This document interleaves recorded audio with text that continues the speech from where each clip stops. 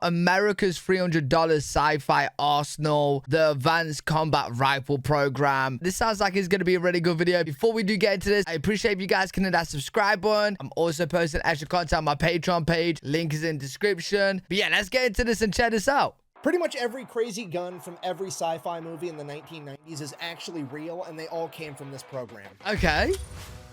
Today we're talking about the Advanced Combat Rifle mad. Program. Ladies and gentlemen, it all started out so innocent in 1986 when the US government came out and said, hey, our current service rifle is the M16. We're looking for something a little bit more accurate. And when we say a little, we mean like twice as accurate. We want 100% improvement in accuracy across the board. That's the only stat we care about. We don't care about anything else. Just build the gun. But first... Yo, they basically want laser guns then. This exact moment, every single firearms contractor on the planet zooms in and they're like, excuse me, I get full creative reign to do whatever I want as long as it's accurate. And the US government's like, yeah, sure, why not? Let's see what you guys can come up with. At which point, they freak out. Oh my God, okay, it's happening. Everybody stay calm. Okay, but then they reel it back in and they're like, hold on, calm down, it's okay. What's the budget on this program? True. Which the United States military is kind of like, yeah, well, you know, whatever. We'll pay for it in the end. Just have fun. Stay calm. Yo, imagine telling companies, right, the budget is whatever, just make it accurate, and you can literally make anything, bro. What's the budget? It don't matter, bro. Yo, they're gonna have so much fun. And at that exact moment, sanity, sobriety, common sense, they all leave the chat because all of these weapon manufacturers have just went from, we're going to build a new gun, to we're going to build something to hunt aliens with. And not only that, they're going to try to make $1 bajillion while they do it because every weapons contractor gets the exact same idea. Not only are they going to build a gun, but they're going to recreate what a bullet is and then build a gun to fire this new type of bullet. What? That way, they get to patent the gun, and they get to patent the ammunition for it. And so they have to supply the ammo. On the hook to buy all their ammunition from this one sole provider. Yo! Just straight up, Jimmy, grab the wheel, throw it away. We're gonna reinvent the whole thing. So all four companies take the wheel, throw it away. They're gonna reinvent the whole thing from the ground up. So a ton of different companies submitted their ideas, but America decided they were gonna go with 4 of them for testing, and those 4 were AAI, Steyr, Heckler & Koch, and Colt. All right, starting off with AAI and Steyr, they both had pretty much the same idea. They weren't going to shoot bullets at the enemy anymore. They were going to shoot flechettes at the enemy, which if you don't know, is just a big metal dart. They literally created the Needler from the Halo video game. It's my favorite Covenant weapon. And they're Yo, that'd be weird, though. That would be like a futuristic crossbow, you know what I'm saying? The logic behind doing that was that these flechettes were going to be more accurate because they were hauling ass out of the barrels of these guns, okay? To put it into perspective, the muzzle velocity of a 5.56 round is like 3,000 feet per second-ish. An AK-47 7.62x39 ammunition is going like 2,200 feet per second. These flechettes were leaving the barrel at 4,900 feet per second. This thing's basically shooting fucking laser beams out of it. And this essentially meant that the shooter wasn't going to have to compensate for bullet drop, in theory, increasing its accuracy. So that was the general idea of what they both kind of built their gun around, and pretty much where the similarities end, because the Steyr decided they were going to put their flechette inside of a polymer-cased ammunition. The polymer-cased rounds weighed like half as much as a brass-cased round, so that's good because you can carry more ammunition, more accuracy by volume. That's what America's all about. They're going to love it, in theory. The issue they ran into, though, is that when you fire a bullet, it's basically a small controlled explosion, and when you do that inside of a piece of brass, that brass absorbs a lot of heat, and then immediately gets ejected out of a gun. But when you do it with a polymer casing, the polymer does not absorb nearly as much heat before it gets ejected, meaning that all that heat goes right back into the gun, you know, like the barrel. This meant that the barrels, A, yo, that's gonna blow up the gun, bro. Wore out way quicker, and B, well, not blow up, but wear out. If you fired too much and the barrel got too hot, and then you shoved your polymer-cased ammunition into the chamber, it would just cook off and the round would explode in your face. So, the Steyr gun is out. AAI, on the other hand, decided that they were going to put their flechette inside of a 5.56 brass casing. And it worked way better. The barrels lasted longer, the rounds weren't going to cook off. It seemingly fixed the issue that Steyr had. But like I said, they stuck the flechette inside of a 5.56 round, which, if you don't know, is the same size as the M16 round, meaning that in theory you could stick these flechettes inside of an M16 and you could stick regular 5.56 ammunition inside of this new AAI rifle. But the AAI rifle wasn't equipped to handle it, and as soon as you tried to fire a regular 5.56 round, it would more than likely blow up in your face. Mad. Mad. So AAI is out. They broke the cardinal rule of engineering, okay? If it's not supposed to go there, make sure it doesn't fit there. Because if it fits there, a bunch of military dudes are absolutely gonna put it there at least once, twice if they like it, just to see what happens. Okay, and I realize that the vast majority of Wait, where are we putting what in where, bro? my audience is probably male, but for the small female minority, if you don't believe me on this, let's conduct an experiment. Pull your phone out, hit record, post it to the internet later because I want to see. But walk into a room where any man in your life is just sitting down watching TV. It could be your dad, your husband, your boyfriend, your dude that's a friend, any grown-ass man, and just ask him out of left field, like, hey, do circular saw blades fit on your weed whacker? He is immediately going to look at you and go, nope, and go back to watching TV because he knows with absolute certainty they don't, because he fucking tried.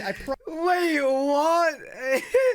Yo, I don't know if I'm the odd one out, but I've never put a circular saw blade on my... Bro, what? Promise you, 6 months ago, there was a baby tree that the weed whacker couldn't take out, and the tree was talking shit. He had to address the situation, and that was the solution that he tried first. Every dude does it. Moral of the story, if it fits there, it goes there. If you don't want it to go there, don't let it fit. Okay, moving on. Next up, we have the magnetic accelerator gun from the Demolition Man movie. The last produced handheld weapon of this millennium displaced the flow of neutrons through a non-linear... So what, it needs batteries? What size? I mean, where the fuck do you find batteries in the future? That is actually the G11 and it is manufactured by Heckler Does Coke. I mean, Heckler and Coke, which if you don't know is a German company, and the G11 actually fires a caseless ammunition. That red block is actually the propellant or the black powder itself, so that entire thing gets burned up and there's nothing that actually ejects out of the gun. Oh, Yet wow. somehow the Germans figured out how to solve the heating issue that the polymer cased ammunition had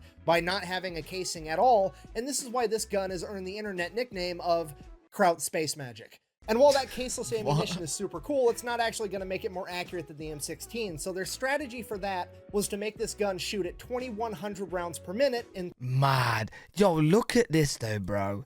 Like, what on earth?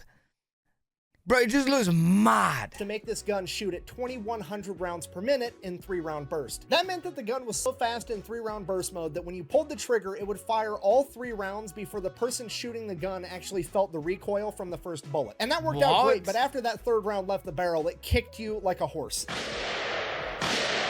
Oh, wait, is that meant to be an assault rifle? Because this, like a burst rifle.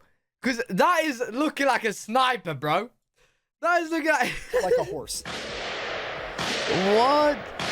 Which is a really interesting concept, and it did appear to work, so why on earth didn't America pick the G11? Well, first of all, the caseless ammunition was going to be really expensive, and secondly, this thing was designed by Germans left unsupervised with no budget. So obviously, this gun is way over-engineered. Yeah, they tried to hide it by the fact that they made the outside of the gun look like it's made out of 4 pixels, but on the inside, when you go to take it apart, a fucking grandfather clock slides out of it. I mean, yeah, is the gun reliable? According to the testing, yeah, it was super reliable, but everything mechanical will fail eventually, and when that thing fails, you're going to have to take it to a watchmaker that's got a degree in modern art to even begin to attempt to fix the problem. So for those reasons, the G11 is also out, which is unfortunate because it really would have tied together the Minecraft look that the American military had going on there with Digi. Yo, I ain't gonna, bro, are we gonna get any goods from this? Because it really would have tied together just a bunch the of fair Minecraft ones. look that the American military had going on there with Digicam. And now we get to my personal favorite, because the sheer amount of balls it took to try to pull this off is unfathomable. Okay. Colt's entry. The Colt weapon has evolved from the M16A2 design. Yeah, that is straight up an M16. There's nothing special about it whatsoever. You gotta I was gonna say, like, other than it looking blocky, is more normal out of the other ones. realize Colt has been selling guns to the U.S. military for a very long time. They sold them the Colt 1911. They sold them most of the M16s they had at this point in time. They know how to sell to the U.S. government. They know their audience. So they walked into the lab and they're like, here's the plan. We're not going to do a fucking thing. We're going to make a big, ugly foregrip, slap it on there. We're going to say it helps. Yo, that's what I'm saying, bro. That's the only thing that's been added on. With target acquisition. Then we're going to slap a scope on top that actually makes it more accurate. And then we're going to design a new type of bullet where 2 bullets go in 1 casing, and it's going to be called a duplex round. Yeah, Colt is walking in to pitch this new gun to Uncle Sam like, Let me show you something. Does that look right to you? This entire plan is so stupid, it's genius. They're going to walk into this meeting trying to pitch this gun to Uncle Sam, and they're like, here's the deal. All your guys already know how to shoot this gun. It's the same shit we've already sold you before, except now, every time you hit the enemy, it's worth double XP. Guess what? Every magazine your guys are carrying's got 60 bullets in it, not 30. You ever heard of semi-automatic? This is dose automatic. 3-round burst just became 6-round burst. It's still got full auto, but now it's on 2x speed. So at this point, it's looking like Colt's going to win the bid, and America's going to be shooting BOGOs at every bad guy for the next 50 years. And then the one dude that all these weapons manufacturers didn't give a big Christmas bonus to is like, hey, if the only thing making that gun more accurate is the scope, and all these other guns also have scopes, why don't we try putting one of those scopes on the regular M16 and just see what happens? Oh my, bro, so after all this, they're just gonna put a scope on the M16. That's what they're gonna do, aren't they? They're just gonna put a scope on the M16, bro. Why are you the way that you are? Every time I try to do something fun, you make it not that way. So that's exactly what they do. The scopes on the G11 and the Steyr are fixed in place and can't be removed, but the scope that's on the Colt and the AAI both can be, so they pop those off, throw them on a regular M16, and holy shit, it's more accurate than all of the other guns. So that's exactly what America goes with. The scope. You know what? It's actually impressive and crazy that, like, the M16 was made way before these. It's just perfect, bro. Like I'm not a military guy, but it sounds like they made the perfect weapon. You know what I mean? They tried making new ones, be more, better accuracy. Failed. Put the scope on the M16. Boom, sorted. The scope that's on the Colt ends up being the M134 scope that goes on pretty much every 240 and SAW to this day. And the scope that was on the AAI ends up being the ACOG. So this is great news because now America just has to buy a bunch of scopes and they don't have to buy a bunch of new guns as well. And now they're only out the money that it took for all the research of developing 4 new guns completely from the ground up, which is like, $300 million to figure out that if you put a scope on a gun, it gets more accurate. I started this video with everything. Yo, that should be a title. America spent $300 million on research to realize putting a scope on a gun is better. For accuracy, bro. Intention of doing the XM29 project next, and then the Army's new rifle, the XM7 after that, but I honestly don't know if I have it in me after this one. I need a beer. So I guess in conclusion, this is a story of how America ended up getting ACOGs and M134 machine gun optics because the U.S. military decided they were going to spend $300 million to come to the conclusion that sticking a scope on top of a rifle does, in fact, make it more accurate. Thanks for watching. Hey, that's worth every bit of money. But 10 out of 10 video. Bang, out. Honestly, he makes such good videos, man. Well, clip. I think the part that upsets me the most about all of this is we spent $300 million on this dumb shit, and it's been like 40 years, and I still can't find an ACOG for less than like $1,000. Is that how much they are? They're $1,000? Yo! But hey, really good video. Honestly, check him out. His link will be in the description. But yeah, let me know what you guys think in the comment section. If you guys enjoy, make sure you leave a thumbs up. Subscribe for more content. I'm live every single day on twitch.tv/L3WG. If you guys want to check me out over there, I'll see you all in the next one. Peace.